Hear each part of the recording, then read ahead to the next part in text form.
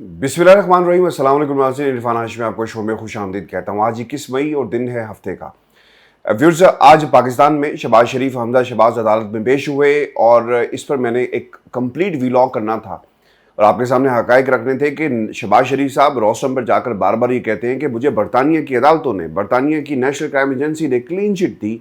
असल में ये माजरा क्या है? अगर ये इतने ही सच्चे होते और हक़ाइक़ अगर ऐसे ही हैं तो ये फिर रिकॉर्ड पर क्यों नहीं लेकर आते, उसे रिकॉर्ड का हिस्सा क्यों नहीं बनाते और इनके वकला लेफ़्ट राइट की गुफ्तगू क्यों करते हैं। लेकिन अनफॉर्चुनेटली पाकिस्तान में एक वाक़या हुआ और कुछ रोज़ पहले आपके साथ हमने एक नंबर्स भी शेयर किए कि तकरीबन 700 लोगों की लिस्ट तैयार कर ली गई है। फर्स्ट जो कैटेगरी है, सेकंड कैटेगरी, थर्ड कैटेगरी और जितने भी टीयर्स हैं लीडरशिप के, इसके हिसाब से गिरफ्तारियां की जाएंगी। तरीक़ाकार ये होता है कि आप पहले नीचे से शुरू करें, बनीगाला के अंदर जो कुछ हुआ आपके सामने है और फिर उसके बाद आप आहिस्ता आहिस्ता ऊपर आएंगे। डॉक्टर शरीफ मिज़ारी की गिरफ्तारी की गई है। इस्लामाबाद पुलिस की तरफ से एक दरख्वास्त आती है, एक मुकदमा दर्ज किया गया राजनपुर में और फिर ये मुकदमा दर्ज हुआ, पुलिस पहुंची, एंटी करप्शन पंजाब कार्रवाई कर रही थी और फिर उन्हें गिरफ्तार कर लिया जाता है।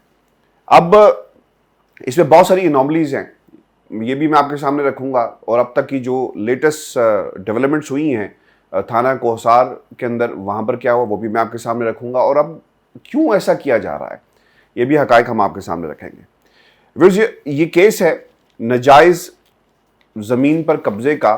एक बोगस कंपनी बनाई गई और फिर एक बोगस ट्रांसफ़र कर दी जाती है तकरीबन 800 केनाल की। अब इंटरेस्टिंग फैक्ट इसमें यह है कि डॉक्टर शरीफ मिज़ारी की उम्र जो इस वक्त है और जो तारीख़ पैदाइश है वो 1966 है, 1966, और मुकदमा 1970 में बनाया जाता है। यानी जो 4 साल की थी, एक 4 साल की बच्ची के ऊपर मुकदमा और उन्हें शामिल कर लिया गया और फिर ये आगे चलता है। अब 40 ईयर्स का पुराना, बल्कि इससे भी पुराना ये केस, जब इन्वेस्टिगेशन शुरू हुई तो ये तमाम रिकॉर्ड एक जगह पर रख दिया गया और फिर जब ये रिकॉर्ड रख दिया गया तो बाज़ हुकूमत के चेले होते हैं और वो रस्तू बनने की कोशिश करते हैं, वो ज़्यादा वफादारी दिखाने की कोशिश करते हैं और कहते हैं कि जनाब हम आपको ला कर देते हैं और हम आपको बताते हैं। ये केस उस्मान बुज़दार के टाइम में बना और उस्मान बुज़दार मुकदमे की जो मैं बात कर रहा हूँ और फिर बाज़ लोगों ने इसे कंडेम भी किया।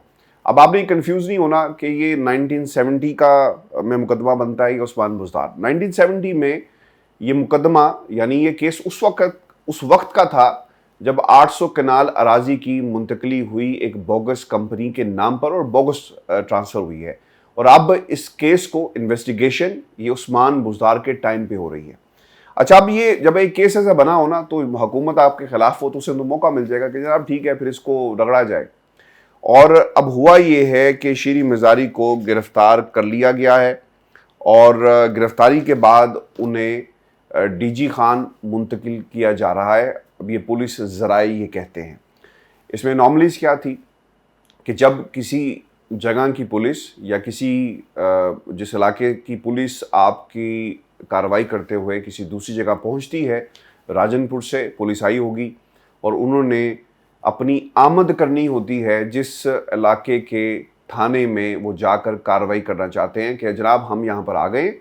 जब पुलिस राजनपुर से चली वहाँ पर भी उन्हें अपनी रवानगी करनी थी, रजिस्टर में दर्ज करना था और रजिस्टर में दर्ज करने के बाद जब वो इस्लामाबाद पहुँचती है तो उसे अपनी आमद करनी थी कि हम यहाँ पर किस मकसद के लिए आए और फिर आमद के बाद रवानगी भी होगी और फिर जब वो पहुँचते हैं तो मुतलका पुलिस से रिक्वेस्ट करेंगे कि उन्हें इमदाद दी जाए पुलिस की और जिस इलाके में उन्होंने कार्रवाई करनी है वो जाकर कर सके। अब हुआ ये कि किसी लेवल के ऊपर ना आमद हुई ना रवानगी हुई और जो रिकॉर्ड बता रहे हैं, जो इस वक्त रिपोर्ट हो रहा है, उस रिपोर्ट्स के मुताबिक ये रजिस्टर्स में जो पुलिस के रजिस्टर से ना आमद हुई है ना रवानगी हुई है। अब शरीफ मिज़ारी को जब ये गिरफ़्तार किया गया, ईमान मिज़ारी जो उनकी बेटी हैं उन्होंने टीवी पर आकर कहा और जिन लोगों से उनकी बात हुई, जो सोशल मीडिया पे वीडियोज़ आ रही हैं, जो हमारी इतलात हैं, उसके मुताबिक ईमान मिज़ारी कहती हैं कि मुझे कुछ मालूम नहीं था, मेरी माँ को गिरफ़्तार किया गया, घसीटा गया, ज़दोकौब किया गया और फिर फवाद चौधरी साहब ने यह भी कहा कि उनके कपड़े भी फाड़े गए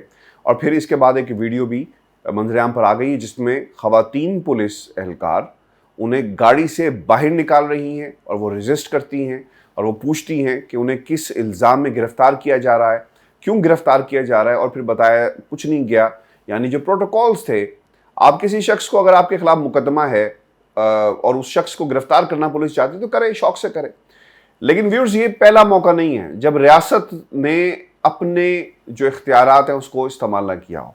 ریاست نے اپنے اختیارات کا استعمال کیا ہے، اور ریاست کے اختیارات کی بنیادی وجہ آپ ڈاکٹر شیریں مزاری کے پچھلے 1 ماہ کے ٹویٹس اٹھا کر دیکھ لیں، اور بہت ہی فرنٹ فٹ کے اوپر انہوں نے یہ ٹویٹس کی ہیں، ایگریسو ٹویٹس تھی اور اپنا موقف دے رہی تھی. اب جن لوگوں کو یہ ٹویٹس پسند نہیں آئی، جن لوگوں کو شیریں مزاری کا چہرہ پسند نہیں ہے، جو وہ لکھتی ہیں وہ پسند نہیں ہے، اور جو انتقامی کارروائیاں اس حکومت نے شروع کر دی جو شیریں مزاری کو پسند نہیں کرتے، تو پھر آپ یہ ایکسپیکٹ کر سکتے ہیں. پاکستان کا شمار دنیا کے ان ممالک میں ہوتا ہے جب آپ اقتدار میں آ جاتے ہیں نا تو پھر آپ پاور کو مس یوز کرتے ہیں. اور پاور کو مس یوز کیسے کیا جاتا ہے؟ شیریں مزاری کی گرفتاری اس کی زندہ مثال ہے. اور میں آپ کو ویورز بڑے ذمہ داری کے ساتھ یہ کہہ رہا ہوں کہ جب یہ کیس عدالتوں میں جائے گا اور جب اسلام آباد ہائی کورٹ میں، جس طرح فواد چودھری صاحب کہہ رہے ہیں کہ ہم درخواست دائر کریں گے، اب دیکھنا یہ ہوگا کہ جورسڈکشن کا معاملہ تو نہیں کہیں آ جاتا، چونکہ پولیس ہے راجن پور کی ڈی جی خان کی، اور پھر اس پہ بھی بحث ہو سکتی ہے. اور جہاں اسلام آباد سے اگر کسی شخص کو اٹھایا گیا پھر یہ بھی سوال ہو سکتا ہے. تو اسلام آباد ہائی کورٹ اس میں کیا کرتی ہے اور اس کا کیا رول ہوگا، یہ بڑا امپورٹنٹ ہو گیا ہے. اور اب اسلام آباد ہائی کورٹ جو ہے اب کس طرح انٹروین کرے گی، درخواست جائے گی تو پھر ہمیں اس کا انتظار کرنا پڑے گا. لیکن اب لیٹسٹ جو اس وقت انفارمیشن آ رہی ہے اس کے مطابق پاکستان تحریک انصاف نے ملک گیر احتجاج کی کال دے دی ہے، اور پورے ملک میں اب احتجاج کیا جائے گا پاکستان تحریک انصاف کی طرف سے. اور یہ سلسلہ اب رکے گا نہیں، یہ شروع ہو گیا ہے. اگر آپ مجھ سے پوچھیں تو یہ حکومت بکھلائی ہوئی ہے، اور اگر اس حکومت کا بس چلے تو یہ ملک کے وہ تمام جو صحافی ہیں، ملک کے تمام سیاستدان جو اس حکومت کے خلاف اپنی زبان کو استعمال کرتے ہیں، زبان کھولتے ہیں، لب کشائی کرتے ہیں، لکھتے ہیں، تحریر کرتے ہیں، ان سب کو گرفتار کر لیں. پاکستان کی امپورٹڈ حکومت کا اگر بس چلے تو وہ لندن میں ان تمام صحافیوں کو بھی گرفتار کر لیں جو ان کے خلاف بولتے ہیں.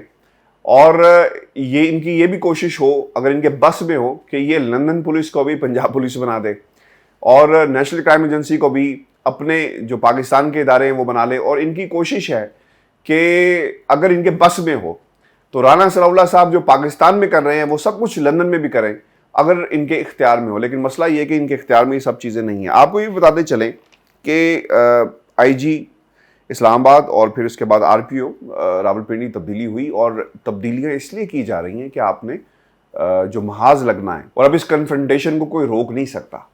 پاکستان میں ویورز لانگ مارچ کا اعلان ابھی نہیں ہوا، لیکن لانگ مارچ سے پہلے ملک گیر احتجاج کا اعلان ہو گیا ہے.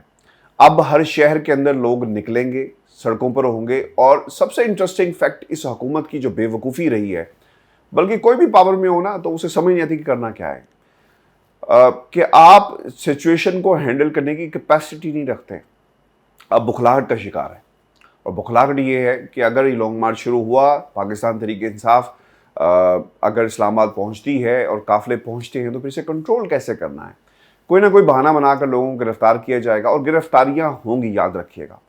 گرفتاریوں سے کوئی نہیں بچ سکتا. پاکستان تحریک انصاف کی گرفتاریاں ہوں گی، ایجیٹیشن ہوگی، اور یہ شیریں مزاری کی گرفتاری کے بعد اب ایک اور گرفتاری بھی ہونی ہے. اور اب یہ بات بھی ثابت ہو گئی کہ ریاست کے اندر حکومتیں اپنے اقتدار کو بچانے کے لیے کچھ بھی کر سکتی ہے. یاد رکھیے گا کہ اس گرفتاری سے نقصان ہوگا پاکستان مسلم لیگ نون کو، اور فائدہ ہوگا پاکستان تحریک انصاف کو. انہوں نے ایندھن پرووائڈ کر دیا ہے، اور اس سے کوئی نیک نامی نہیں ہوگی اداروں کی، اور پولیس کی بھی سرزنش ہوگی. اور جن لوگوں کے کہنے پر یہ کچھ ہوا، یقیناً اب ان سے بھی سوال کیا جائے گا. وزیر اعظم شہباز شریف صاحب ہیں، سی ایم آپ کے حمزہ شہباز صاحب ہیں یا نہیں ہیں، قانونی حیثیت ان کی کیا ہے وہ ایک علیحدہ بحث ہے. انہیں فی الفور بیان جاری کرنا چاہیے. مریم اورنگزیب کو فوری طور پر پریس کانفرنس کرنی چاہیے اور حقیقت بتانی چاہیے کہ اصل میں یہ واقعہ ہوا کیا ہے.